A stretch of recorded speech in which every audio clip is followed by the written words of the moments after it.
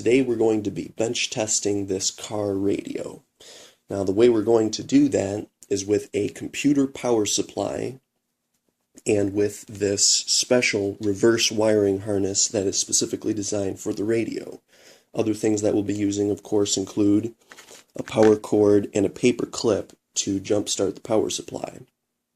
If the radio turns out to work, I'm also going to bring out some speakers to make sure that it produces adequate sound. But for now, we're just going to see if it powers up. Now, I really don't have any sentimental attachment to this power supply, but I still do want to do this in the least destructive way possible. And I was already fiddling around with this a little bit before I started the video, but I think actually the best way to hook this up might just be to stick the wire leads straight into the accessory power connectors on the power supply. That actually gets them in there and holds them in there pretty well. Now, on a computer power supply, yellow is always the 12 volt, and that's the voltage that most radios are going to need. In this case, and as is the case with most radios, yellow and red are the main 12 volt input rails on these. So we're gonna pull the protective things off of them, and I will just plug that one into the mustard there. See if that one holds as well as the black one did, and it doesn't appear to be doing so. Okay, here we go. Upon closer examination, it would appear that it ends up fitting a little bit better into the 12 volt CPU power connector here, and that gives it, at least some rigidity in there. I'm probably just going to leave this black one in here for now, and then we're going to go ahead and try to do the same thing with the red one. Alright, well, I worked on it a little bit more and did get it in there a little bit better, so now they're at least somewhat, kind of, sort of securely in there. This is only a temporary setup, so that's not of supreme importance. If I were doing some kind of semi-permanent setup, then obviously I would recommend properly splicing and soldering the wires. But this should be okay to get us good to go here for a bare minimum test. Now the next thing to do is to take our paper clip and our computer's main motherboard connector, short the green and the black wire here. And I know I said the black wires if it's the only one, but there's, as you can see, plenty of black wires on the harness there, so you can hook it up to whichever one is convenient, as long as the thing that's on the other end of the jumper is the green wire. So we've got that there now. Next, the last thing we really ought to do before hooking up the radio is pushing back all these little thingies here. This will prevent these from shorting out on one another during the radio's operation. As you can see, I've already done these two here, just pushed the cut area back. This is actually one of those convenient things that they do on these pre-built harnesses, so that you can, if you need them, then you can pull them off. If you don't, then you can push them back on. And that's what we'll do here in this case.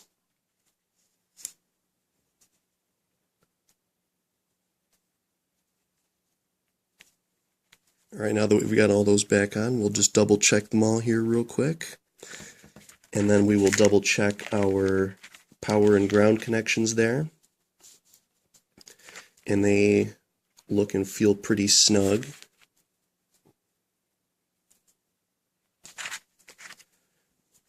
Our jumpers in the power connector there are good. So now we're going to go ahead and attach the power cable to the power supply, but not before we attach the main harness here to the radio. This is pretty straightforward here. Just plugs straight in and snaps on there. This particular one is really tight, so we want to make sure to be careful to plug it in all the way. And it did kind of snap on there, you can hear it. See from the side that it's in there. Now we'll plug in the power cable. I do like doing this with a power supply that has a hard power switch on it, so that it's not immediately energized when I plug it into the wall. Now let's turn this around here so that the camera can see it.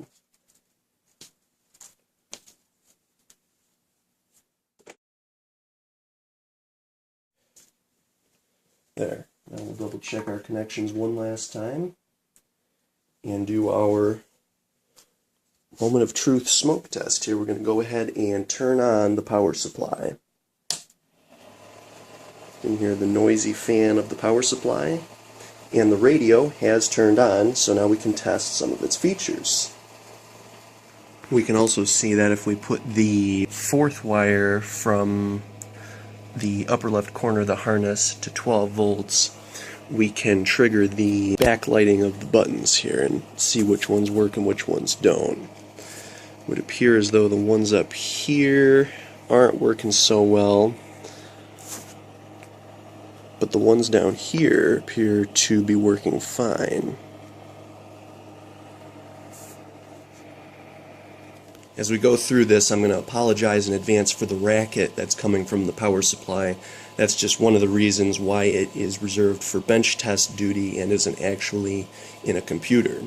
That and the fact that when the computer is off and the power supply is on, it makes a very quiet but still annoying high-pitched whining noise.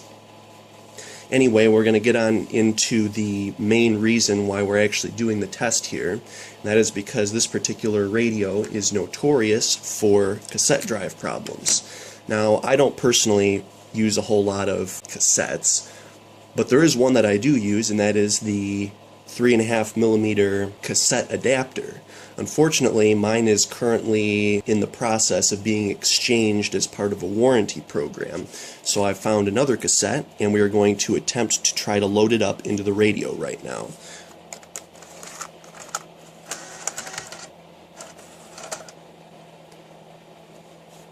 So we're going to go ahead and see what happens.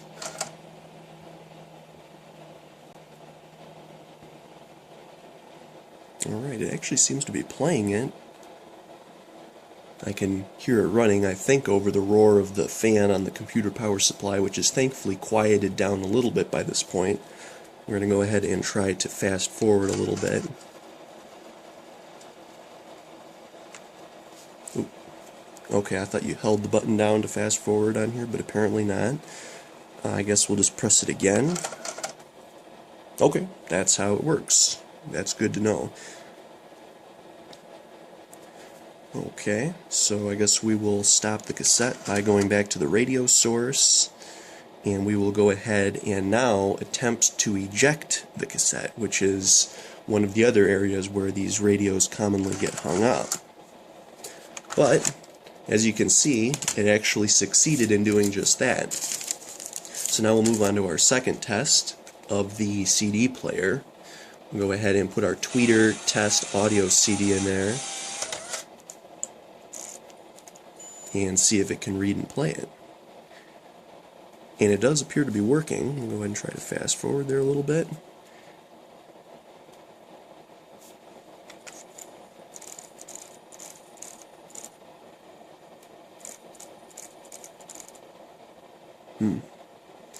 Does kind of make some loud noises there.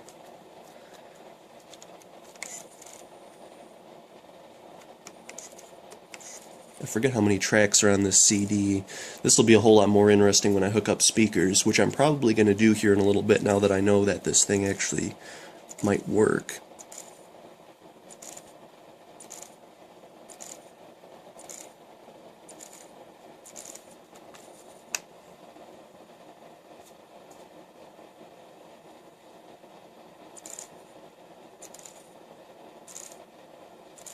I don't know what that noise is that it keeps making, though. That's kind of annoying.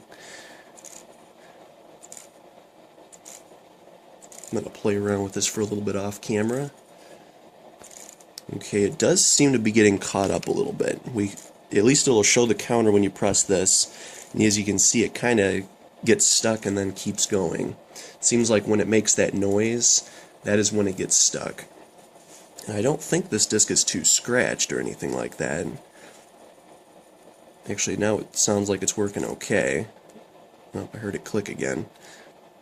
I think the only way to give this, to truly give this a proper test is going to be to hook it up to some speakers. So at this time, I'm just going to go ahead and get the CD out of there. That's kind of weird. We're going to turn the radio off, and I'm going to grab some spare speakers and some test leads, and I will meet you back here at the radio, and we'll try to get those hooked up. Okay, now jumping ahead a little bit here, I have found my speakers. I've got them hooked up. This is the right speaker, this is the left speaker, and I have isolated the wires on the harness for the left and the right speaker.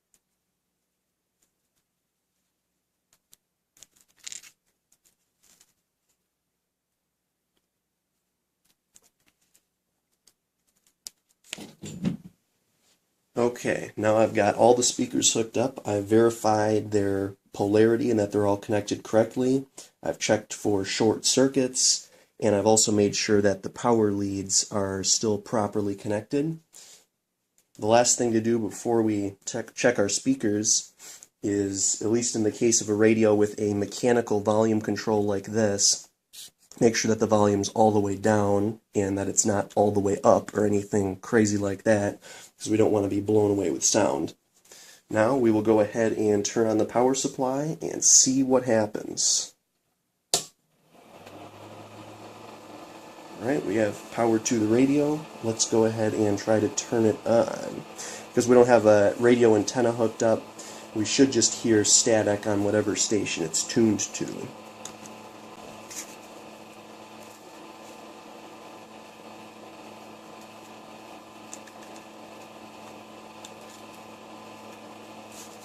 And I don't hear a whole lot of anything at all. It might be because the thing's not hooked up. Let's see if it can tune any stations. Nope, it can't tune anything without the antenna. Okay, well let's try our tweeter test audio CD, because it is tweeters that we have hooked up after all.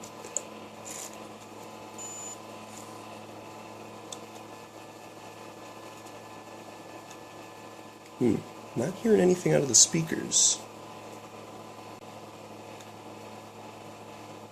We're doing something wrong here.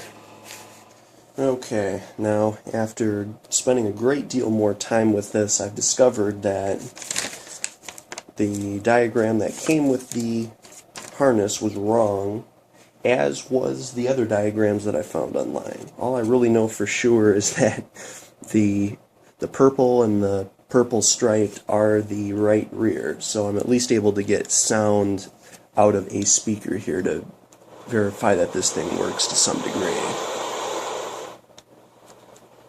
And I can also test to make sure that CDs play without skipping here. It seems as though the issues with the noises and stuff more or less went away after a little while. Or maybe I spoke too soon.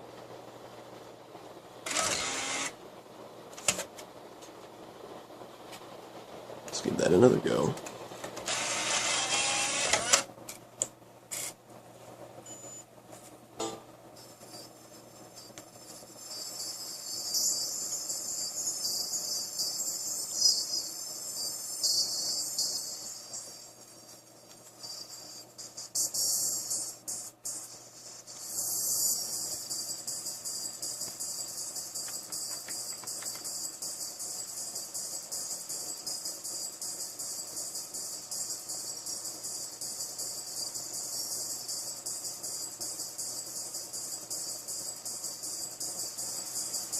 But I got what I came here for. I know this thing works, so I'm probably going to clean this up now since I've been screwing around here for way too long. Wasted way too much of my day on improperly labeled wiring diagrams. So I think we will call it good here. I'm just going to test the CD player a little bit more, see if we can't find an excuse to return this thing, and if we can't, then I'm going to unhook all of this and eventually move this radio into my car. And that's bench testing a car radio. This is Brown and Gates signing off. Thanks for watching.